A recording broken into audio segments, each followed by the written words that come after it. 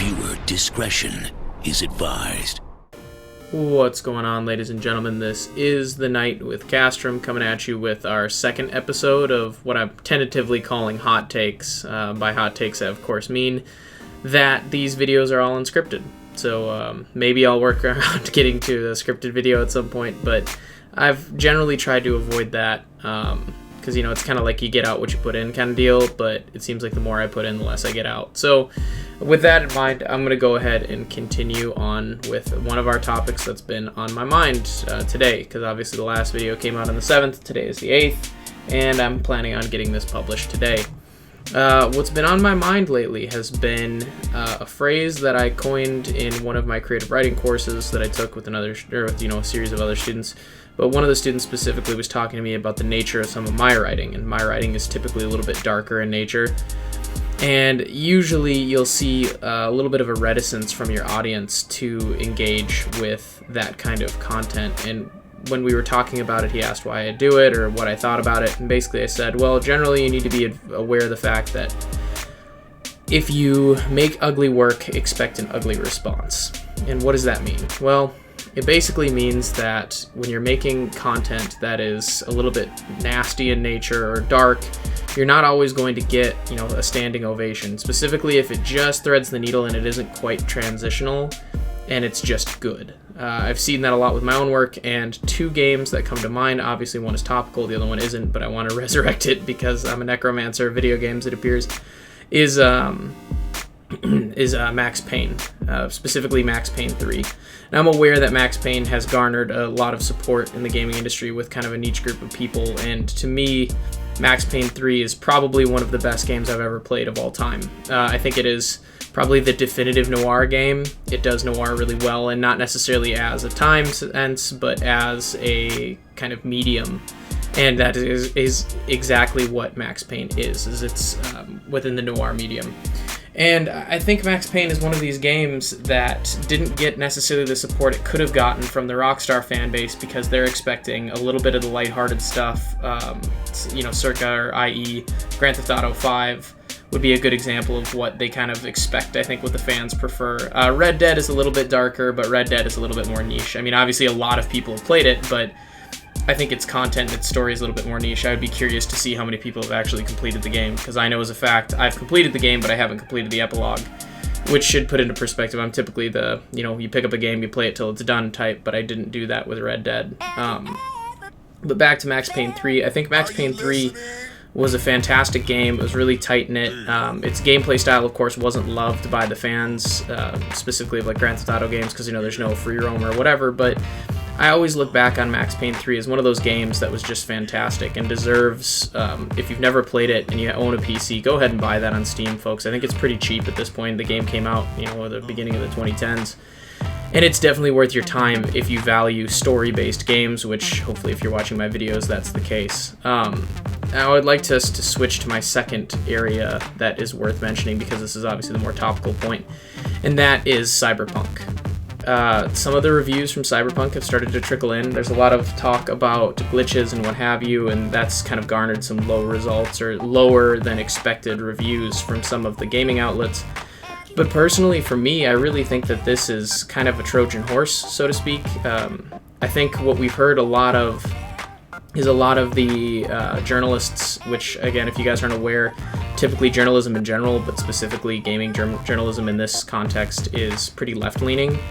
So their politics, I think, kind of misguided their opinion and gave them the Trojan horse of glitches as why they wanted to give it a bad review, when they had already kind of determined that they wanted to give it a bad review anyways. And what I want to talk about specifically is some of the content in Cyberpunk is dark. I'm not going to be able to give you guys all the links or whatever, so feel free to look on your own time, but if you look into Cyberpunk, some of the early reviews coming in, again, this is the 8th of December, some of the content is considered to be very, I guess some of the people on the left would say it's a bit gauche. And of course, by gauche, I just mean tasteless.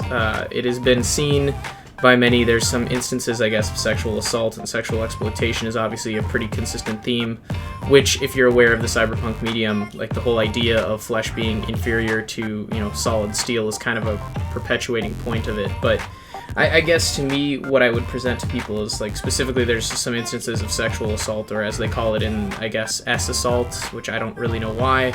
Maybe this video will get blocked and that's why, or it'll get shadow banned or something, who knows. It's not like I'm a big enough fish in the sea to really warrant that, but you never know how judicious and vindictive YouTube can be. But more is my point.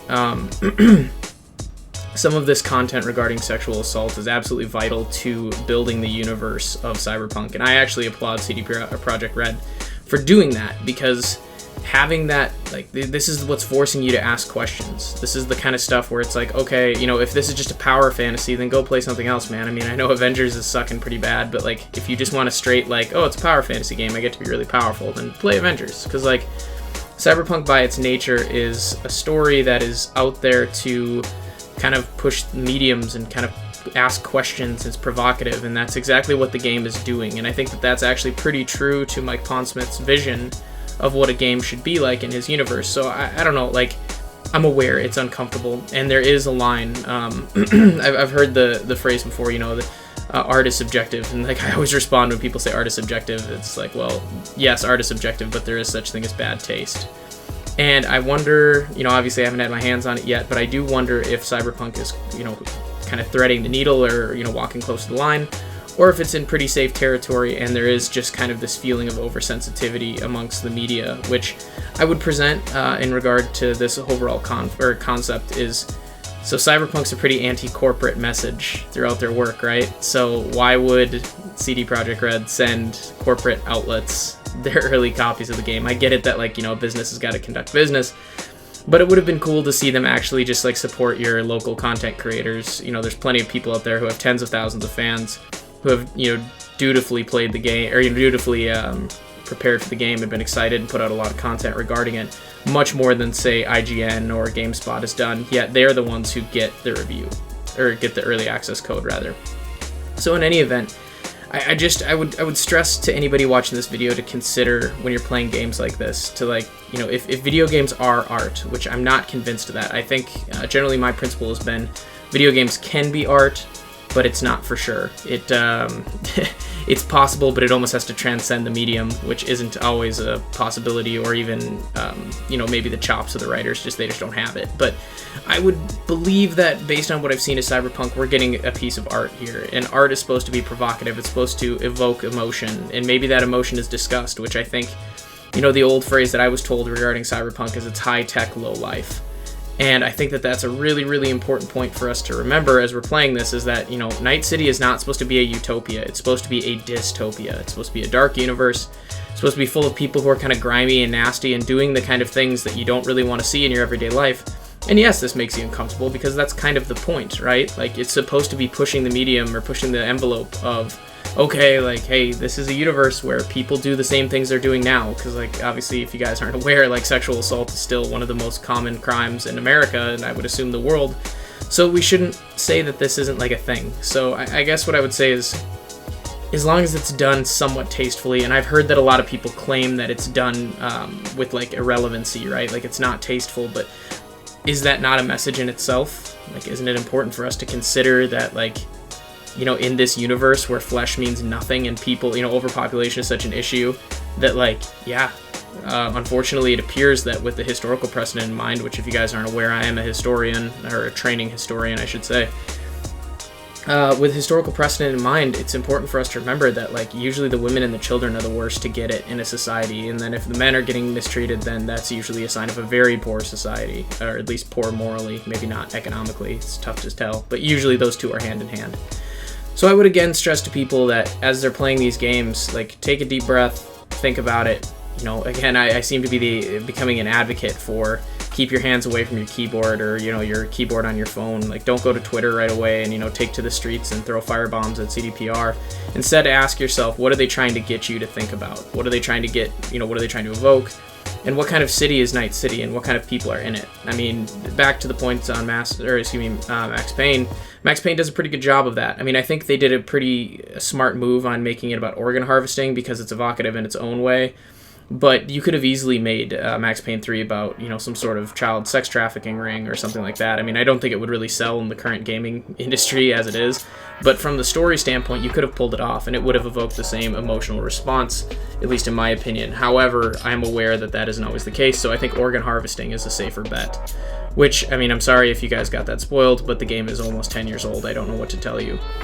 But like I said, folks, I would really just stress for everybody to take a deep breath, consider what's being asked of you, and then see if I mean, obviously, like in the game, you can choose to stop that. I'm sure that they're going to let you stop that. So, do it. If you're against it, try to make Night City into a better place. But I think one of the hard rules of Cyberpunk is that Night City is a bad place and it's full of bad people doing bad things. And I think it's asking you to be aware and comfortable with that, because as a player, when you're playing this game, you're in some ways indulging in this, right? If you want to be a high roller in Night City, then at some point you have to submit yourself to its rules and its customs. It's very difficult to break all the rules and win. I mean, I'm aware that there's your Bill Gates and your Zuckerberg stories out there, but by and large, I mean, there's 7 billion people in the world, and most of them who are successful have done things the right way or followed the rules, so to speak. So again, when you're playing Cyberpunk, just ask yourself that. Like, ask yourself what you're comfortable with doing. I mean, I guess the only problem with Max Payne is you don't really have a choice. It's just a story that's being told to you, but I still think it is an interesting concept of choice, and it is presented in some respects because Max has a choice, and he makes whatever choice he's comfortable with, and at least in Cyberpunk, you'll have that choice for yourself. So maybe instead of the knee-jerk reaction of complaining about it, or one of the points I did want to make as well is I do believe that some of these reviews are a little bit misguided. Obviously, it's easy for me to say that when I've never played the game,